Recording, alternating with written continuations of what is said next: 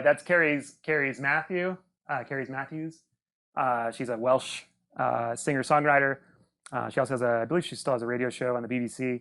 Yeah, fantastic.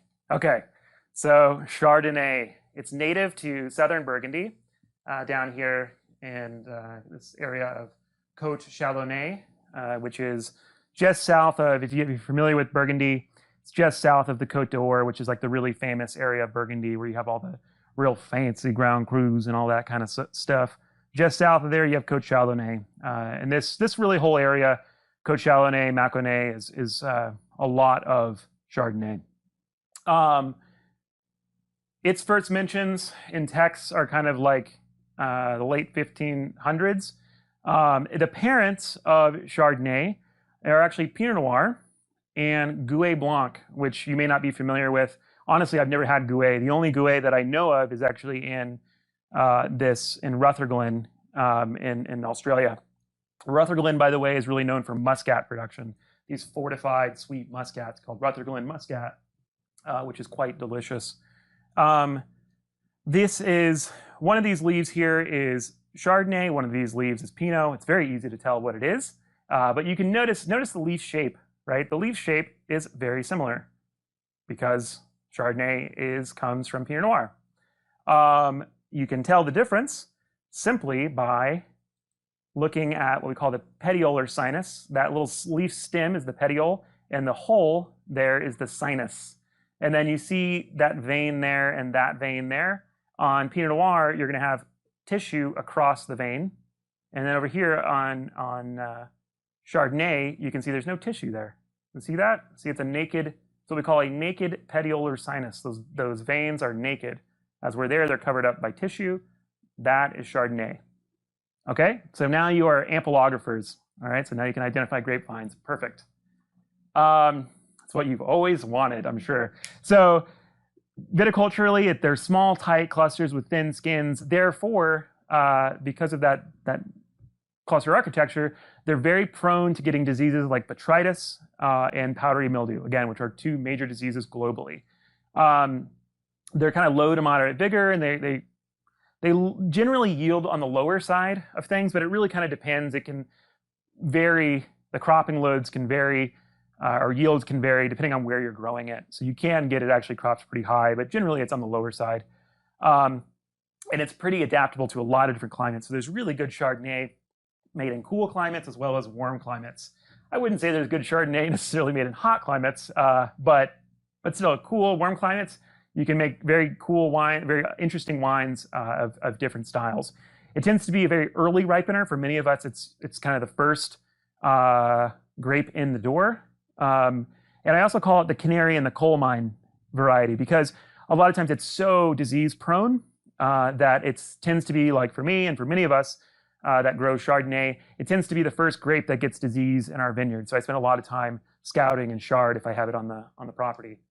The wine characteristics, we call it the winemaker's grape because it's actually relatively neutral as a grape. There are some clones of it that are what we call musqué clones, which do have these kind of floral aromas in the grape itself. But most of the Chardonnay clones that we're growing around the world are actually pretty neutral in terms of their impact. So it's pretty transparent to processing. So a lot of times people put it in barrels and then they put it through malolactic fermentation, and those barrels in the mallow creates a lot of the aroma and impact of the Chardonnay itself. That's what we call it, the winemaker's grape, right? So those egotistical winemakers can like put their stamp on it. Like, this is my wine that I made. It's not from grapes, it's from me. So generally, these are kind of the flavors and aromas that you'll get. The blue stuff is in the cooler climates, kind of lemon, celery, citrus, green apple. You can get this what we call minerality, which would be kind of saline stone. This does not come from soil, okay? Like, I want to dispel you of that now. We're going to talk about it further in this course.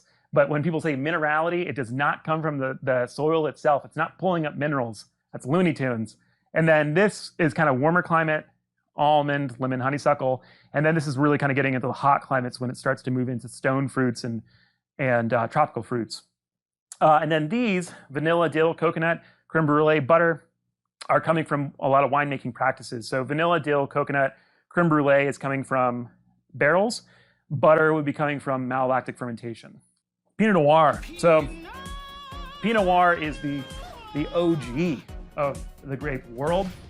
It's my favorite variety. It's what I make in Oregon. It's what I've spent my career on. Most of us in the wine growing world kind of get pigeonholed into one or two varieties as like our specialty. And so for me, it's Pinot Noir and Chardonnay and Pinot Gris. But yeah, it's very close to its wild parent, so it's probably only one step away from the variety, right? This cultivar is one step from the variety, probably. So a lot of things like Chardonnay, like I just showed you, are descendants of Pinot Noir. Yeah, it's probably the best grape in the world. You know, I put a p-value on it. I did some science, and it's pretty great. Makes a great wine. Come at me. Come at me. Its classical home is Burgundy, France. We don't really know kind of where it's native to. It probably is native to Burgundy, but it's kind of, there's no way to know, really. But when we think Pinot Noir and we think Old World, we always think Burgundy. But there's also great Pinot Noirs made, of course, in my home state of Oregon. And of course, in New Zealand, there's some phenomenal Pinot Noirs coming out of Central Otago, which is on the south of the South Island. And also up in Martinborough. I think Martinborough has some of the best Pinot Noir in the world. There's some phenomenal stuff. There's just not a lot of it there.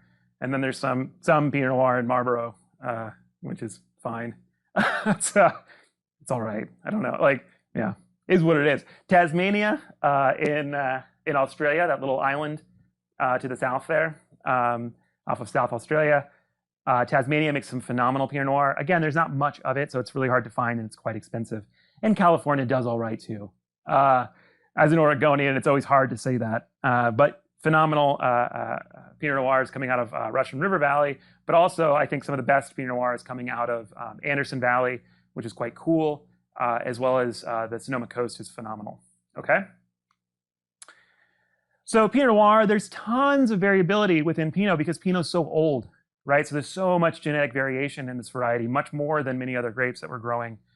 So we have different color mutants. So Pinot Noir, Pinot Blanc, Pinot Gris, those are actually all the same grape. All they are is different color mutations. So Pinot Noir has black skin, Pinot Blanc has white skin, and Pinot Gris has a gray skin. And then there's red fleshed varieties. This one called Pinot Teinturier. Again, Teinturiers, remember, like ruby red, has red flesh. There's an early ripener called Pinot Precoce. This is a little bit, I think, debated as to whether or not this is its own variety or if it's actually a Pinot thing. But it ripens 2 weeks earlier than other Pinot Noirs. Then there's a Pinot that has hairy leaves. This is Pinot Meunier, which is one of the varieties that we use for champagne. So there's just hundreds of different combinations and different mutants out there. What is a clone? I keep talking about clones. So a clone is a vegetative reproduction of a cultivar. So remember, if you take a seed of Pinot Noir, you plant it in the ground, it's not going to grow Pinot Noir up. It's going to grow just some random thing. So what you do is you take a cutting of it, of a cane with buds on it, and then you just plant that in the ground, and what comes up is what comes up. That's a clone. It's genetically identical from what you took the cutting from.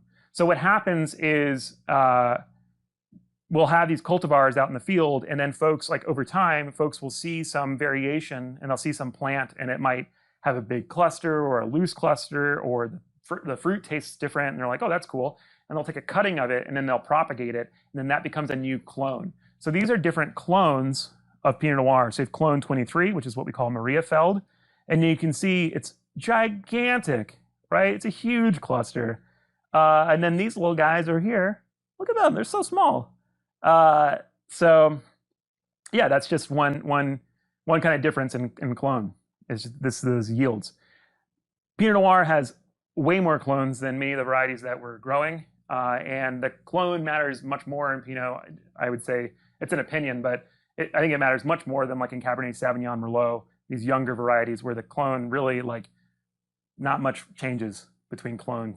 Riesling, all the Riesling varieties that we were growing here, or the clones that we're growing here in the Finger Lakes, they don't really like do anything different, according to research done by Hans Walter Peterson. So Yeah, but with Pinot Noir, it seems to matter a lot more because of how old it is. Pinot Noir has small, tight clusters. It's very susceptible to diseases because of that. It's thin-skinned. It's moderate to low vigor and moderate to low yields as well, generally.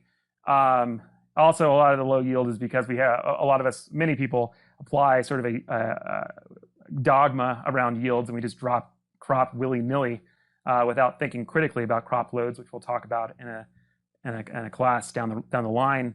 And generally, this variety, unlike Chardonnay, the best Pinot Noirs in the world really come from the cooler climates.